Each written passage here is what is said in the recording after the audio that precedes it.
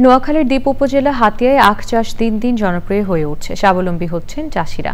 কম খরচে বেশি লাভজনক হওয়ায় প্রতি বছর আখ চাষে আগ্রহী হচ্ছেন অনেকেই। কৃষি বিভাগের মতে সঠিক প্রশিক্ষণ ও সহযোগিতা পেলে এই অঞ্চলে আখ হতে পারে একটি অর্থকরী ফসল। আলাউদ্দিন শিবলুর তথ্য, ভিডিওচিত্র নিয়ে রাজীব আহমেদের রিপোর্ট। হাতিয়া উপজেলায় এবছর ৮৪ হেক্টর জমিতে আখ চাষ হয়েছে। উপজেলার চর ঈশ্বর, চর কিং, বুড়িচর ও তজিমুদ্দিন সহ আশপাশের গ্রামগুলোতে চলছে পুরোদমে চাষ।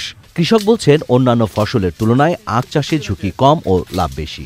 আখ আমরা প্রথম লাগানোর সময় তখন আমরা বন্ধু ফসল হিসাবে লাল শাক ব্যবহার করতে পারি, মূলা চাষ করতে পারি, টমেটো চাষ করতে পারি। এগুলা উড়ি গেলে হিয়ার হর আমরা ফুলকপি, বাঁধাকপি, তারপরে টমেটো, লাইয়াসই বিভিন্ন ধরনের আইটেম এগুলা মানে সবজি খেতে উৎপন্ন হয়।